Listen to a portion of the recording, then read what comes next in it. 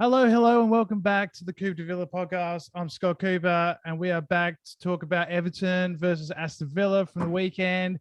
And we got a very special guest, my brother, Justin Cooper. How you going, Justin? All right? Morning, everyone. Although it's not morning where you are, I guess. But yeah, hello. Yeah, I'm good, thanks. Well, yep, he's an Everton fan, so we're going to get a bit of a different perspective on this game as well. So, and all of that, we'll go through all the match after this.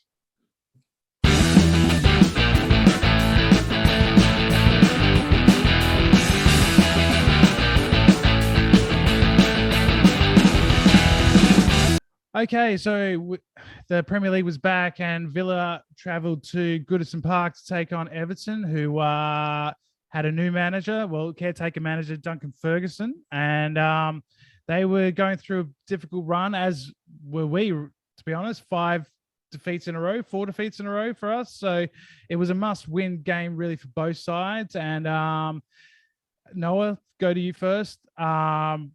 Well, actually, no, I'll go Justin first because he is the special guest. And Justin, we thought we'd get you on with it for the Everton Villa and just give us a little spiel about how you became an Everton fan. And it's nothing more interesting than the fact when I was a little boy, I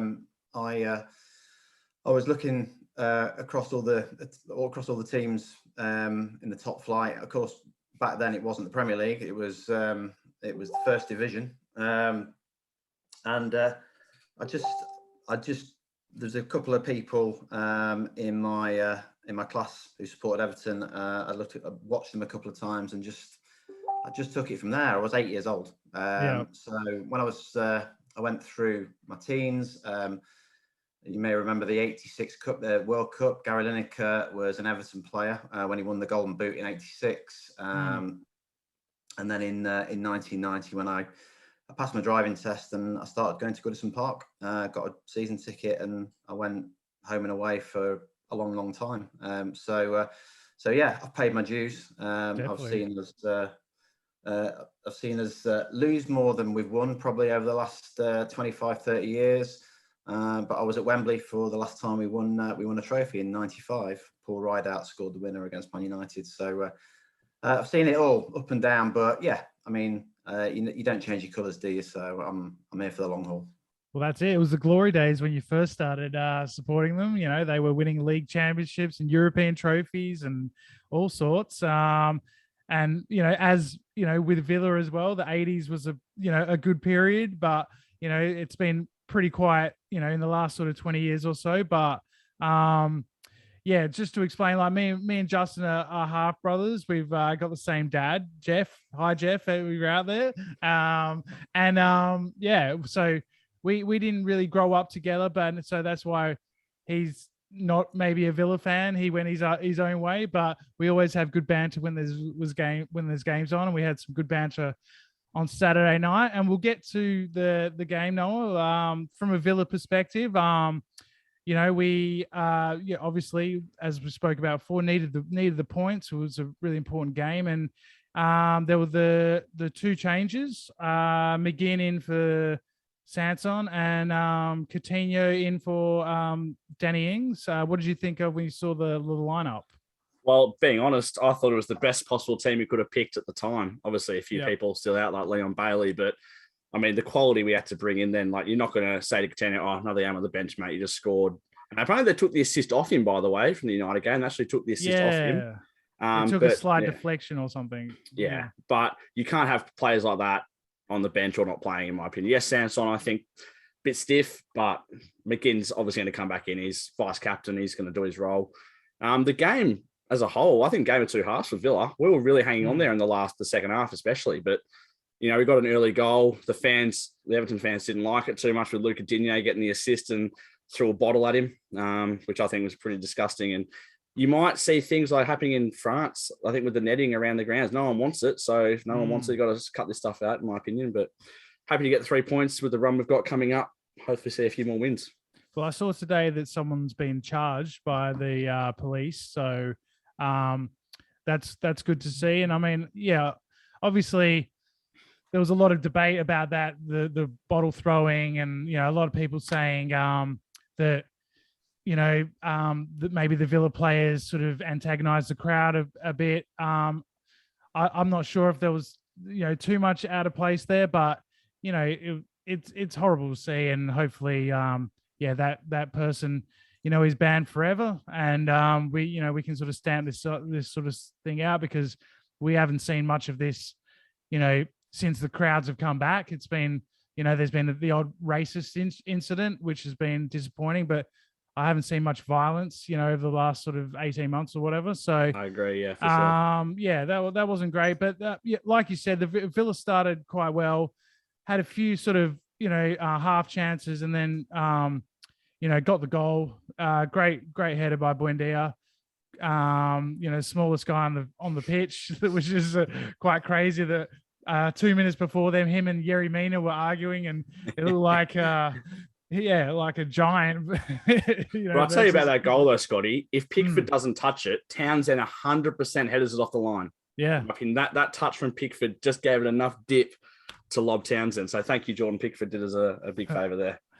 That's it. And I mean, Justin, you must have been fairly disappointed going into halftime. Everton hadn't really had a shot, and weren't looking like they were really creating much. It was an interesting one, because as expected, the atmosphere at Goodison was intense. I think the fans were expecting an upturn in intensity and passion under Ferguson, and they got it. But there was just a lack of quality. Yeah. In the first half, I thought, from us, and Villa probably deserved to be winning at half time. I mean, the nature of the goal, as you say, was disappointing.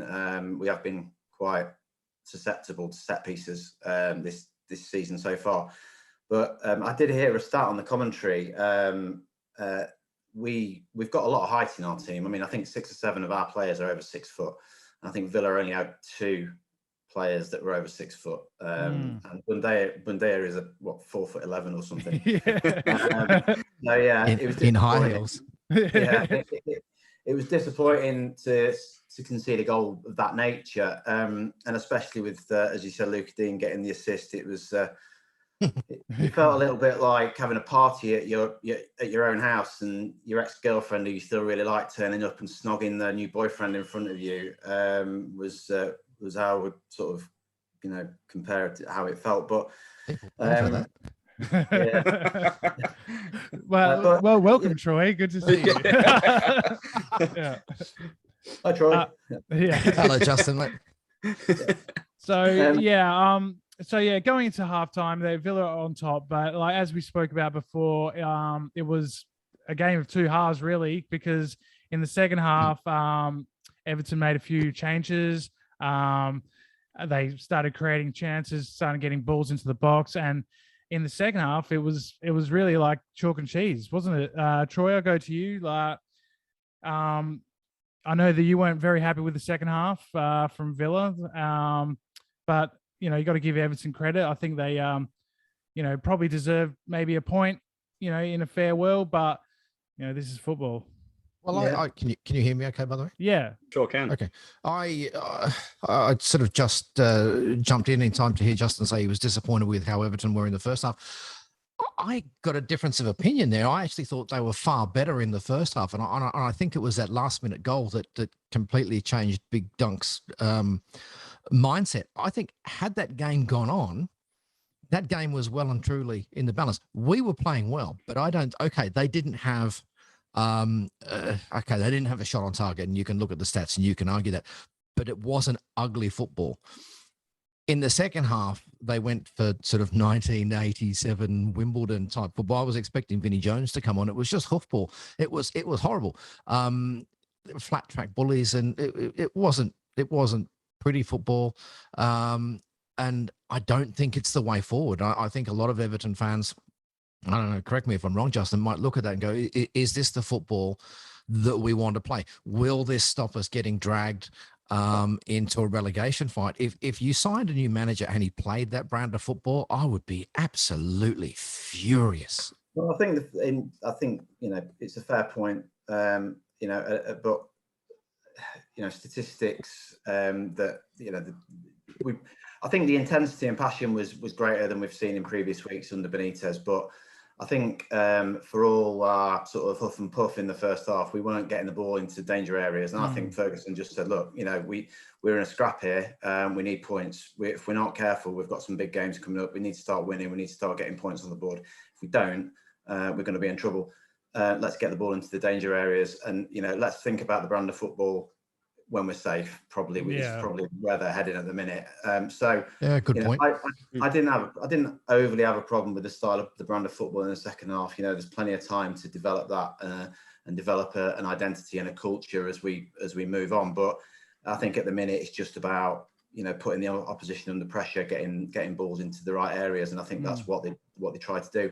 And and we had enough chances to get a draw or even win the game in the second half, but it just didn't go for us. It was one of those afternoons where I just watched and I just thought, no matter how long we play for today, we're just not going to get that goal. And you just know. Yeah.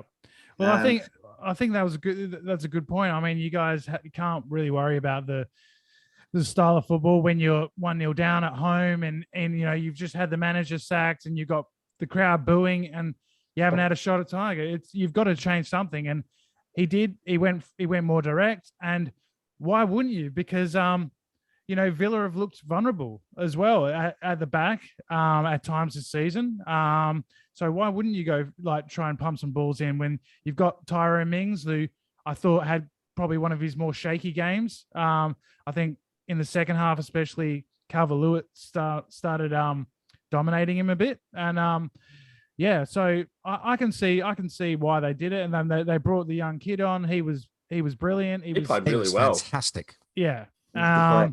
We should buy him. I don't think they're going to let him go. No. Go. Yeah. Well, hang on, Justin. Why didn't he start? I don't know Everton enough to. When this guy came on, I'd heard his name mentioned, and he just lit the place up. Why was he not on at the start of the first half? I thought that was a really poor call. I honestly, the only thing Ferguson.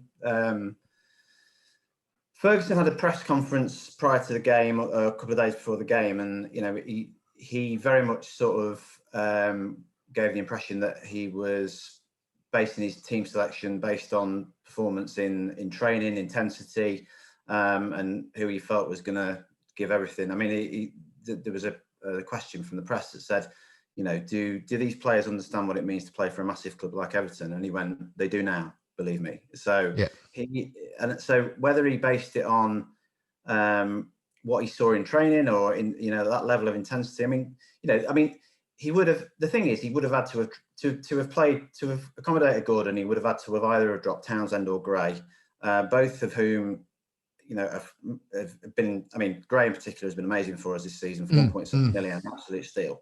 And whether he thought Townsend's experience in that first game back in I don't know, just maybe that shaded it, but no doubt. I mean, the kid needs to start moving forward. He's been excellent for us this year. Him and Demarai Gray really, possibly, Jordan Pickford has been solid for us this year. He's still got rid of his demons.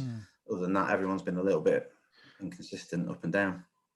Troy, I wanted to just go to you about Ollie Watkins and his performance, because there was quite a sort of a wide variety of views on his performance on the weekend. A lot of people said put in a good shift, gave Everton lots of problems, but then there's the other side that said he's got to score that chance when Pickford closes him down, and he's offside for the header where Pickford makes another good save, but he's offside. When's he not offside though, Scotty? Exactly, and that's the thing. Like, which side of the fence do you fall on that one? Do you think that we need to be seeing more? Do you think that we could see Danny Ings starting over him in the coming weeks?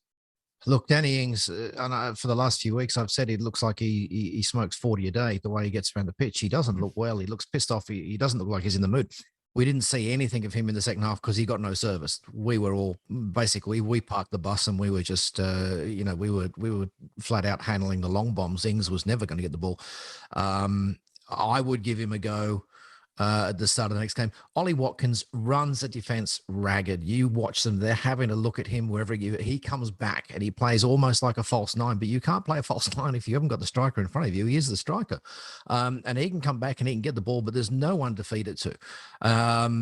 But when it comes time to say, okay, well, now you're up front, now you've been fed the ball or it drops at your feet, you've got to control it. The ball bounces off him. He's got he can trap a ball further than I can kick it. And you know what? If you get the ball and you're inside inside of 12 yards, Pickford's a good goalkeeper. He's got a ridiculous haircut, but he's a fantastic goalkeeper. And you're going to struggle to beat him, which is why he plays for England. You've got to be getting shot at that one with the ball landed at his feet. Had he taken that and turned, it would have been absolute genius, but he made a fucking mess of it. And it was a difficult one to control coming over his shoulder like that. I mean, but Scotty, this isn't you and me who have just turned up on the pitch. We won a lottery. This is a guy who gets, I don't know how much he gets paid, 40, 50, 60, 80,000 pounds a week. You cannot tell me they're lobbing these balls at him 10 times a day, right? Control it and shoot. Control. This is what he does for a living. And there's no excuse not to be smashing these in. He's got to be. Even the shots he hits a lot of the time, they're not in the top corner. They're not in the bottom. They're kind of just, I'm just going to smash it roughly in the direction of that area they call a goal. He's not doing it for me. I understand he's got a newborn baby, and we all know what that's. No, it doesn't. He is the newborn baby. It's difficult. I think it'll come though. Do you think it will come for him? Look, if you have a look at most, if you ever look at most strikers, you find there's a lull in their career where they just don't kick on for whatever reason. Maybe he's going through that. But at the moment, someone's got to put him on the bench and say, look, this isn't anything personal. You got a lot going on in your life right now. We're going to give Ings a bit of an extended run. When he's knackered, we'll send you out there. But he's just not doing it for me. He's almost become what I would describe as a dynamic Emil Heskey, a non-scoring defensive striker. Well, we have had rumours, Noah, of Luis Suarez coming in the January transfer window. What were your thoughts on that? Or Bentancur as well? You could tell us about that link? I just saw the Suarez one pop up, and apparently we're not going to go for him in January anymore. But Suarez suggested a Uruguayan midfielder from Juve. I don't know his name. Bentancur, yeah. Is that it? Yeah. No, he's a good player. Yeah, good player. No, I'm on FIFA. I got a nice card on FIFA, so back him in to do a job for the Villa, obviously. It's always about the FIFA card. Mate, I'll check his FIFA card out. Oh, yeah. Good. But it's exciting times to be a Villa fan, I mean, I don't remember a time where we've been able to really buy the quality of players like this. Like attracting someone from Juve, competing for titles in Italy to come to, at the moment, a mid-table Villa squad. It's incredible. Well, that's it. I mean, it was only like 3 years ago we were playing Rotherham away, and now we're signing Coutinho and players like that. So it's it's been a huge change. But if you go back just a few years before that, sorry, Scotty, just to bring Justin back into it, if you go back half a dozen years, we were in a very similar position to Everton. We had an owner, we had a chairman well past his prime. They've got Ken Wright, who I can't believe that he can run a modern day football club at his age, as he lost interest. They've got an owner who say, you know what, like Zhao, I'll chuck money at it. Let's just chuck money at it. We'll swap managers. We'll change managers. And then like us with Martin O'Neill, who came in and said, he said, look, I'm going to dictate everything. I'm going to dictate the transfer funds. I'm going to get this. I'm going to get that. I'm going to put fourth choice right backs on £40,000 a week. This was then, and sunk the club. They had Rafa Benitez, who I understand he sacked their head of medical. He sacked their head of scouting. He's just sacked everyone. He's like, I am taking control. You can't run a club like that. Where do you start rebuilding? It's got to take the owner to turn around and say, okay, look, I've thrown, and I heard £600 million he's thrown at Everton. That's not an insubstantial amount of money. I don't care how rich you are. He's got to get the right man for the job. Duncan Ferguson, isn't it? But he's got to get someone who will say, I will get ahead of scouting. I will get ahead of medical. I'm not going to do all this.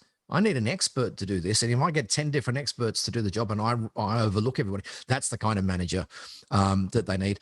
And they need to get the players on board. They don't have awful players. They've got some rather good players. There's no way they're scrapping for relegation. Everton at the moment are a decent mid-table side, and they need to have a manager who can get the most of them. I think the rot has started from Benitez. It's gone up, it's gone down, and it's gone in both directions. They have an amazing squad. Who do you think that new man should be, Justin? You can talk about also Benitez and sort of what went wrong there. Yeah, I mean, I think there's, the issues at the club run. You're right, Troy. The issues at the club run much deeper and wider than just having the right manager in place. We've had 6 managers in so many years, the same amount of years, pretty much, including caretaker managers, and you can draw some comparisons in terms of the journey that Villa have been on. It wasn't that long ago. Villa's Premiership status was hanging by a thread. And we could have been having a completely different conversation about Villa's journey. But you managed to stay up, and you sold your best player, and you've invested well into the squad, and you've got a good young manager now that then you seem to be going places. Conversely, we've spent an awful lot of money, I think there is genuine affection for Moshri. I think he's making good his promise on his. Our new stadium is going to be incredible. It's on the banks of the Mersey. It's hugely futuristic and incredible stadium it's going to be. But we don't want to have the best stadium in the Championship. Newcastle will have that. Yeah, well, hopefully. half a billion quid spent on players. There's been some. I think the problem is when you're a club like we are, where we've sort of been on and off top 10 a few seasons on the cusp of, we've qualified for Europe a couple of times. I mean, we finished 5th under Martinez. It's not been a complete disaster the last 7 or 8 years, but when you're just on that cusp of being, we're not quite one of the big clubs, but so you can't quite attract the biggest names. So what you do is you end up paying over the odds for the next level down. Do you know what I mean? So I think that's where we've gone wrong. And there's been some panic rising there. I mean, Iwobi for 27 million. I mean, he can't cross a ball, he can't pass, he can't beat a man, and he's not very fast. But other than that, he was a fantastic value for.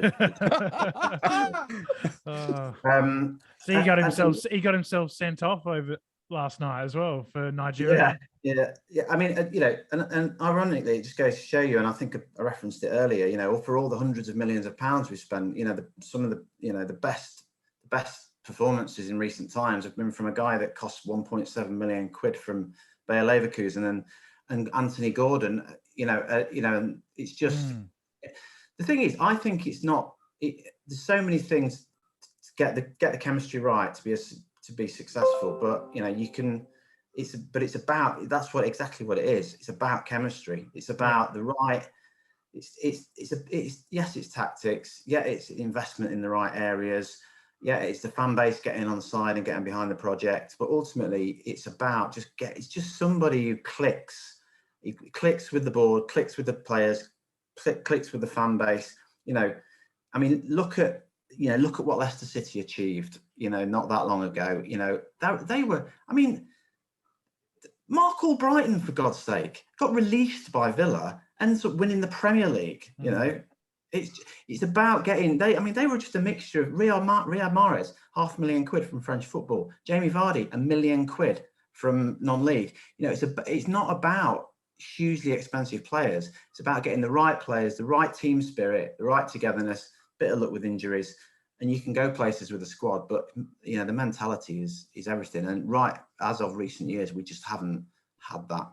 No, it seemed like that you were paying a lot for sort of top 4 has-beens or players that have been discarded, whereas it seems like, like maybe Villa on the other hand, we're trying to buy young players who, like John McGinn, for example, Hibbs, youngster, 2.5 million, and we sort of grew him into a great player for us. And I think teams like Villa and Everton, that's really what they've got to do. They've got to sort of try and find these diamonds in the rough, either young players or players maybe from leagues that that you don't know much about, like when Leicester got Kante, players like that. And then you've got to just really put all your eggs in that basket and try and create a good young squad. And I mean, hopefully I think that's the way Villa are going, with players like Ezri Konsa and these kind of guys we've brought in, as well as Jacob Ramsey, Chukwuemeka coming through the ranks, and yeah, I mean, I think Everton have got that same sort of youth system. They've got a youth system that is highly regarded and has had many great players come through. And I hope for their sake that's the way that they go, and that they start putting faith in these guys. You're right, and I just want to mention Watkins and draw some comparisons with Calvert-Lewin.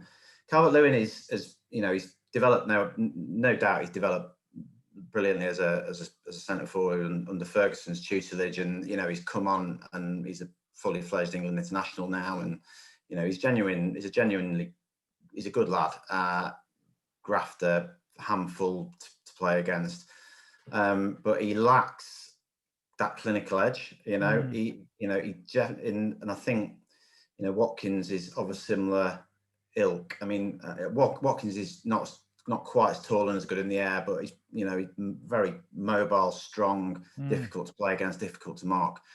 But that clinical edge is what sets aside the good and the great. And Calvert-Lewin still isn't there yet. He misses a lot of one-on-ones with the keeper. That is a thing, and I think Watkins is probably a year or two behind Calvert-Lewin in terms of the journey. But you can draw comparisons certainly, and I think if Villa and Everton, really, I guess we're going to kick on. You need a striker that is going to finish those chances, or the Liverpool model, and you touched on it earlier, Troy, the false nine model. You don't necessarily need a prolific striker if he's dropping deeper and playing as a false nine, but your wingers need to weigh in like Mane and Salah do if you can play the false nine successfully. So Noah, you wanted to chip in? Yeah, well, I think like a few comparisons with Villa and Everton. Recently Everton sold a marquee player of their own, Romelu Lukaku. I'm not sure how much money they got for him. Do you remember, Justin? I'm not sure how much it was like 70. Something like they got I got a decent pay packet, but I just don't think that Everton spent the money wisely on that. We bought in quality players, but they bought in someone like Clavan, David Lee Clavan, that's £20 million, is now playing in the Bundesliga or something. He barely played for Everton. Gbamin as well. He's been injured for, I think, since he arrived. Gbamin, he was like coming in as a bulldozing CDM. Someone that we want to try sign, but I just think that the investment, I think it was Koeman, I think might have been the manager, just didn't quite get it right Ronald Koeman, he didn't quite get it right when buying the replacement players. Didn't quite replace the marquee player like what we've done, really. We've really strengthened the whole squad. As I said, I saw a stat, we spend 115 million on Coutinho, Digne, Buendia, Ings and Bailey. That's honestly amazing. That's the Grealish money pretty much, and gone. We've got but I think we've replaced him quite well. If you would said to me this time last season you're going to lose Grealish, I would have been like, oh no, and I was when it happened, but you still are. I still am. I was a fanboy, but look at him now. He's not really doing very well at City at all, and I mean, he's in a great team, so that's kind of hiding it. He's going to win, isn't he? He's going to get what he wants. He's going to get that trophy cabinet full. But Justin, because obviously we don't get quite the news access over there, are the media calling him a flop in the UK? Like, what's the actual vibe around the Grealish situation? Because I think two Premier League goals this season for 100 mil. He's not quite hitting the heights, is he? I mean, I suppose does it come down to a mentality shift, because he's no longer a big fish, is he? He's just another top quality player at Man City, and they just seem to have this ability to be able to win football matches I mean, it's just they haven't got a striker. It's weird. No. They played Grealish at striker against Southampton. I think it was like bizarre. Ridiculous, isn't it? Bizarre. Yeah, totally. And they've got all these players who are so comfortable in possession, and they're just little triangles creating opportunities. And I don't know if Grealish just feels a little bit I've got no doubt he has got enough quality to make an impression. But at the minute, whether he's just finding his feet, because he's just surrounded by superstars. Look to one side, you've got De Bruyne, you've got Riyad Mahrez, you've got Sterling, you've got he's just surrounded by players of similar quality. Yeah. And maybe he's just struggling with it a little bit, perhaps. I think when he was at Villa, he could get the ball and he knew he could do whatever he wanted with that ball. Yeah. He was the guy. Yeah. If he wanted to take on 5 or 6 people and he lose the ball, no one cared, because we knew that 5 minutes later he could do that and set someone up for a goal. So, but when he's at City, he seems to want to take people on, but then just turn around and then, play it backwards or sideways, because I don't know, maybe he thinks, I don't want to get like shouted at by Pep or something. I don't know, but it's very strange, because he was a player that used to just take people on, run with the ball, and was so good at it. Yeah. But I'm telling you, if he, let's say he was performing like this at Villa in the England squad, he would not get caught up for the next squad. No. But I will say it now, Grealish will be in that England squad. Yeah. He'll be in that squad, and someone that's performing well, I don't know, let's say Jacob Ramsey, in case he got another level, will miss out. Yeah. Because he's at Villa. Because he's at Man City, he will be in that England squad, and he shouldn't be, in my opinion, on current form. Justin has said he looks around and he's surrounded by world-class quality. I think the biggest problem is he's surrounded by world-class egos. And Pep knows that if I say to Grealish, you know what, be like you were at Villa, have at it. Have a bit of a free roll, do what you like. Sterling is going to go, that includes me too. De Bruyne is going to go, yeah. And next thing you're going to have really, probably 6 players doing whatever the hell they want, running where they like, because their ego says, hang on a second, I'm as good as Grealish. If he gets the run of the play, I'm going to do it as well. So he has to keep them in check. And he say, hang on, we're playing the way I want to play. You do A, B, C, you do D, E, F, and it's very robotic football. It works fantastically well. But fuck me, it's boring to watch. If he picked a player every week, right, this week, you can do whatever the hell you like. This week is Grealish's turn. I think the country would see what he's really capable of in a team like that, and he would just light the world up. Yeah. All right. Well, okay. Well, we'll move on to, I've got a bit of a game for Justin, because he's our guest. We normally do a quiz every second episode. Because Tommy's not here, we're going to put that back. And because we've got, I think 16 days till the next game. Leeds. Wow. Yeah. So we've got a bit of a break. So we'll probably do another episode, just a quiz in a week or so. So look out for that one. Thanks for liking and subscribing, everyone. Thanks, Justin, for coming on. And 117 subs now, Scotty. Wow. So I was looking at it, and when Steven Gerrard got appointed, the video, we had 80 subs. That's what, 4 or 5 weeks ago, 6 weeks ago. So it's come along nicely. So thank you to everyone. All right. And this, so I've got a little quiz for you, Justin. I'm calling this Villaton quiz. So these are questions about Villa and Everton. And let's see how well you do. So you've got 7 questions. And let's see if you can get a positive score. All right. If let's say he doesn't get it right, am I allowed to answer it as well? Oh, no, I don't want to steal. No. I just want to answer it. I want an answer. All right, you can answer it if he gets if he gets it wrong. Thank you. Okay. I'm backing him in, though. I'm backing him in. All right. So question number 1. When Villa got assumes I'm not going to be able to answer it. Thanks very much, mate. When Villa got promoted recently, their first victory was against Everton, 2-0 at Villa Park on the Friday night.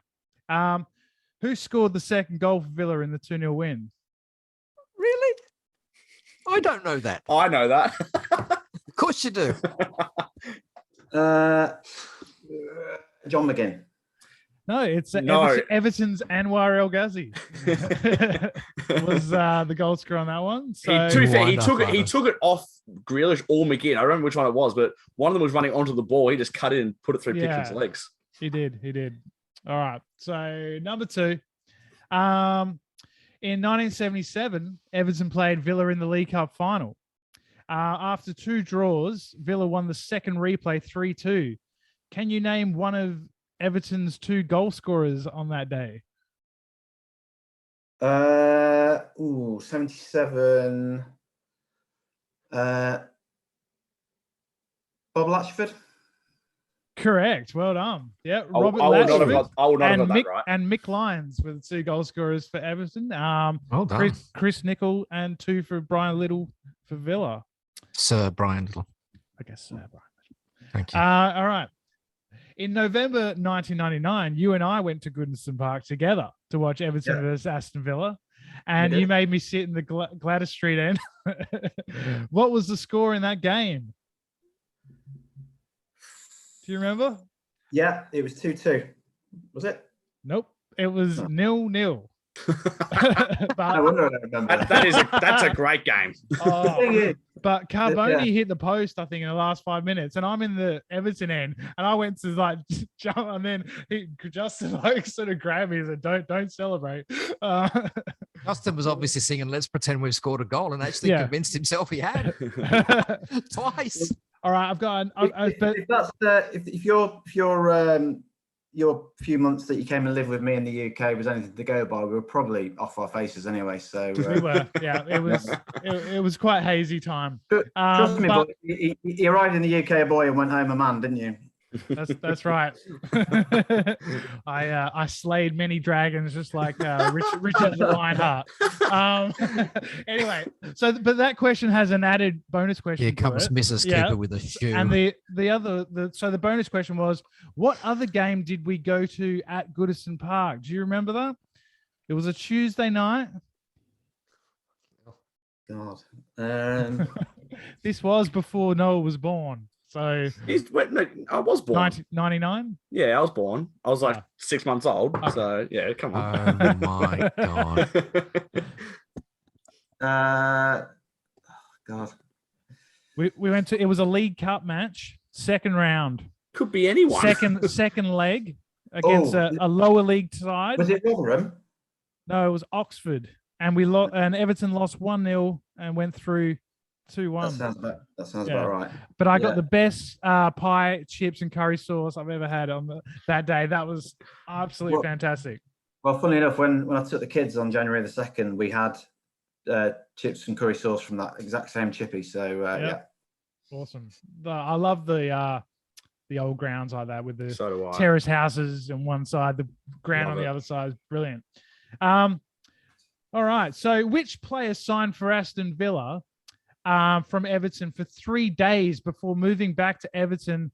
Apparently, his wife didn't realise how far Birmingham was from Liverpool and didn't want to travel. Rhino, David Unsworth. Correct. Yeah. And that makes you 2-2. Yep. It's a long trip, to be fair. It is. That's one of the most bizarre Premier League signings of all time. Didn't even make an appearance. All right, so you've got 3 to go. You're 2-2. So, in the 80s, Andy Gray spent 2 seasons at Everton with 49 appearances and 2 seasons at Aston Villa with 54 appearances in his second spell. He'd been at Villa before, but in his second spell. In which spell which side did he score more goals for, Everton or Villa, in those 2 different spells? So he played 54 times for Villa, 49 times for Everton. I'm gonna say Everton. It's correct. 14 times for Everton, and he only scored 5 times for Villa in that second spell. Bit of a disappointing. Yeah, second spell wasn't so good. No, he was a massive fans' favourite back in there. He was such a brave centre forward. There was you often said about Andy Gray, he put his head where most people wouldn't put their boots. The Everton fans weren't happy when they sold him. And do you remember who they replaced him with? Lineker. Correct. Yes. Yeah. So he did all right. I think they got over it pretty quick. Well, yeah, Lineker scored 39 goals in a season, and then we sold him to Barcelona. He won the World Cup Golden Boot, and then off he went to Barcelona. So we got 1 season out of him. Wow. All right. Yeah. I used to Okay. practice being Andy Gray at school with diving headers and tore my pants every week without fail. My mother hated Andy Gray. All right. So 2 to go, and you're 3-2 ahead. So in February 2013, Villa and Everton drew 3-3 at Goodison Park. Christian Benteke scored twice for Villa on that day. Who scored twice for Everton? 2013. 2013. 3-3 draw. Oh, It would have been Moyes, wouldn't it? yeah, it would have been. Would it have been?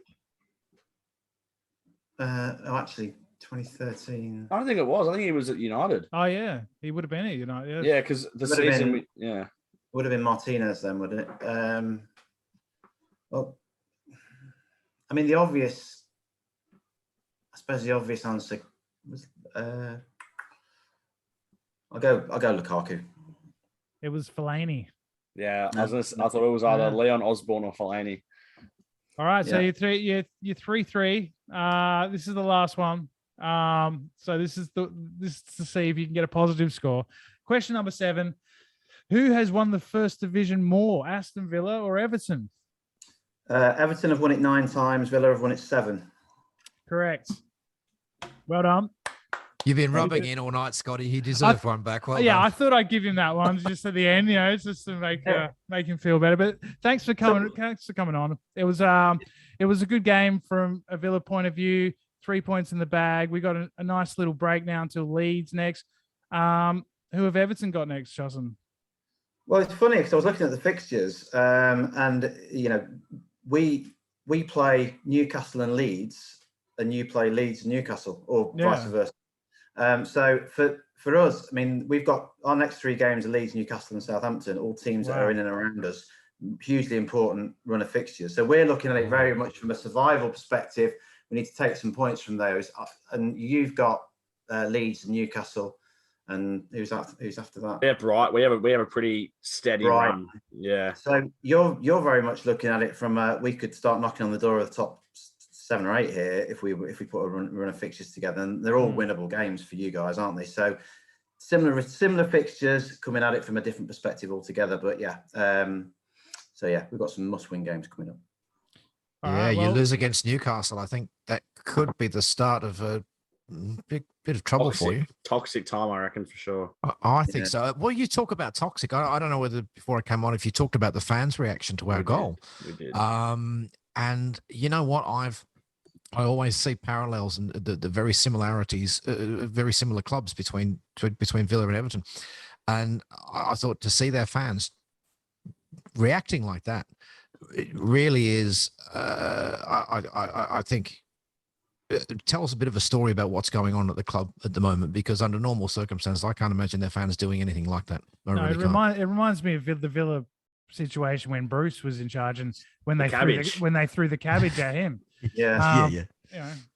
I mean, at the minute, there's a great deal of unrest throughout the fan base. We've currently got there's currently a sort of a movement, if you like, called 27 years, which is how long it is since we last won a trophy, and it's about a sort of an in-depth root and branch sort of restructure of the club and the board, and how Moshri is where he's invested, how he's invested. There's Ken Wright isn't people feel that Ken Wright needs to move aside and let somebody else come in. It's there's a huge amount of unrest and toxicity. In terms of the reaction to the goal, I mean, you guys touched on it earlier. I mean, I want to say, I just want to say, I am, it's a disgrace that anyone would throw anything from the crowd at players. I don't condone it for 1 second, but just a couple of points on it. First and foremost, don't celebrate right in front of the Gladys Street end. I mean, it's just, it was a silly thing to do. It was provocative, for sure. It was provocative. But I mean, and again, please don't shoot me down here, because I'm totally and utterly against the whole missile throwing thing. And I hope the guy gets banned for life or whoever. But Matt Cash came out on Twitter and said, it's not every day you get hit in the head by a bottle. Have you watched it in slow motion? It didn't go anywhere near him. He went down like it was like he'd been shot. It didn't touch him. He hit Luca Digne more for sure. Yeah, I mean, it was a bit, come on, mate, really? And it was a plastic Lucozade bottle. It wasn't, a Nuki Brown bottle or whatever. So I don't know. I think don't make an issue where there isn't one. But as I say, that's just my counterpoint. I'm disgusted by the middle throw, but I'm not. I wanted to ask you one thing, Justin. Like, is Richarlison the biggest prick in the league? Like, I mean, how do Everton fans feel about him? Because, like, from an outside point of view, it just seems like even with his own teammates, he's one of these kind of characters that is just not very likable. Do you know what though? It's one of those, isn't it? I mean, I think he would. Most teams would have him. If Villa made a move for him, you wouldn't be disappointed. But I think it's his body language, just the way he holds himself. He looks surly. He looks mardy. But I mean, he's, if you follow him on Twitter and you follow and the club and everything, he's massive. He interacts with fans. He does a lot. He does a lot of work for charity. Yeah. He's a lovely guy. He's from the favelas. He doesn't forget where he's come from. He's donated money for like projects and schools, and he's actually a decent lad. I just think he comes across like that. It's a bit like, I'll tell you what, you can draw comparisons with Suarez. I mean, Suarez was a nasty piece of work. Bruno Fernandes as well. I get that same sort of, yeah, absolutely. On the pitch, horrible. Opposition fans hate him. Nasty piece of work. But actually in real life, lovely guy, and he is. So I just think he gets a bit of bad press, to be honest. But that's it. It's like he's a bastard, but he's our bastard. It's him and Bruno for me who I hate the most in the Prem. I still hate Bruno the most. I don't know what it is. I can't stand him. But for some reason I just don't like Richarlison either. It's weird because he's a good quality player, but I just hate him. My by a country mile, and I just can't stand the little rat-faced little Andrew Robertson. How did I know it was going to be a Liverpool player? Yeah. I could never have guessed that. I was like, is he going to say Trent? Is he going to say Van Dijk or Salah? Let me ask you what you thought of the VAR call yesterday in the Liverpool game. Did you see that? Shocking. I didn't see it. Honestly, didn't see it. Absolutely pathetic. I wrote down here, and I didn't know if we would have time, but I wanted to ask you guys, what are your thoughts on, genuinely, is there corruption in the Premier League in terms of the big clubs getting the decisions? Yes. 100%. There was I don't know if you've ever seen that. There's a quote from a Premier League executive, Mark Halsey, who said no, it was from I'm sure it was from an executive. I know the one you're talking about, Mike Halsey, but it's Premier League executive being quoted as saying, we don't want situations like Leicester winning the league too often. Wow. And it was actually an actual Premier League executive that was quoted saying it. And genuinely, it seems to be the case, It's weird. I look at the United goal versus West Ham, and if that's if Cavani's in a Villa shirt there, he's offside. And they take 4 years to watch this offside and give it offside and disallowed the goal. But Cavani, it's fine, goal. I mean, there wasn't too much difference between the Jota penalty and the one that Ollie Watkins nips it past Pickford, and then Pickford takes him out. Yeah, he appealed for a penalty, but it wasn't a penalty. There was no debate. It might have gone to VAR, but we didn't get the whole. It just feels like whenever the referee goes to the camera, he feels pressured to give it or to change his decision. And I think that, I don't know if there's a conspiracy, but I think subconsciously there could be one, in the referees give into the pressure of the big six, and that sort of mentality. And we spoke about it last week with referees, I think, are going to have to come out and say who they support, because some referees got a picture of him outside Old Trafford. That was fake. That was fake. Yeah, that was fake. All right. Yeah, but apparently it is true though. They have to say who they support. And they won't be refereeing those matches anymore. All matches that concern them in the league. So, for example, like Man U, you won't referee a Man City game or a league decider sort of thing. I saw a video yesterday of Roy Keane when he was captain for Man United, and he stood there in the tunnel against Wolves, and Wolves were fucking around. Paul Ince was playing for Wolves at the time. He was still putting his top on. Roy Keane's gone, fuck it, let's go. And he's pushed past the referee. The referee's gone, well, hang on a second, you can't go. And he said, I'm going. And he's just walked out. Man United players started pouring out, and the officials are sitting there going, what are we going to do? What are we going to do? Wolves went to walk out. The officials stopped them. No, wait. You wait for Man United. And I think the whole attitude is, some people say, well, that's an elite winning mentality. No, it's not. No, it's not. It's being rude. You're being a bully. Yeah. And you're dictating to the referee. No. I'm Roy Keane. I play for Man United. I'm the captain. I don't do what you say. I'm in your ear and you manage the game. And if you get a call wrong, I'll be in your ear going, you owe me one now. And you bet the referees will pay them back. The whole thing with VAR is a joke. The line, this measuring the line is the most ridiculous. And I think the most ridiculous decision I've seen is with Wesley. When he was playing for us. Yeah. Oh god. Well, he's like his ankle was or his heel was over the line. Yeah. We've lost Troy there. I can't hear him. Nah, lost him. We've lost you, Troy. But anyway, but no, I agree. I think VAR. I'm not against VAR, but I think it has to be done right, and it's not being implemented right at the moment. So, 100%. There we go. Got you back, Troy. You back? Oh, you got me back. Yeah. What I was saying with Wesley, he was in the process of pushing out. He was running back out of the box. The defender was running back in. The play kept going. The ball chipped back in, and he came back in. The VAR have looked at it. His heel was just literally the back of his heel was on as he's running out. So was it clear and obvious for a start? If you've got to get an electron microscope to measure this, it's not clear and obvious. The clear and obvious is ridiculous. It's only clear and obvious when it's the top six. But the Man United thing, I looked at that and people are measuring it and they're measuring it with non-straight parallel lines and all this kind of, I looked at that and I'm thinking, is he offside looking at that? You know what? That's too hard to tell. If it's not clear and obvious, and if it's too hard to tell, you have to revert what the system used to be, which is the benefit of the doubt goes to the attacking side. VAR should look at that with the naked eye and go, do you know what? I'm zooming in. I'm not quite sure.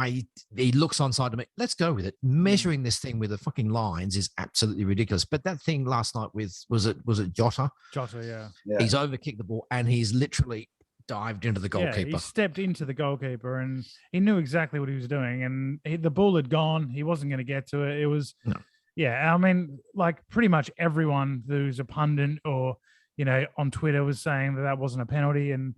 But VAR and the referee both decided it was. I mean, I don't know why he calls him over to say, have a look at this. And I don't know why he doesn't look at it and just say, no, I was right because he doesn't give the penalty at first. Yeah.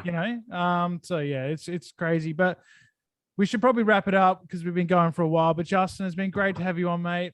Love you. And we will be back with our special quiz episode in the next week or so. So stay tuned to that. And we got Leeds coming up and we'll do our predictions for Leeds and that. But before I go, I want to say well done to the women's team. They had a big win.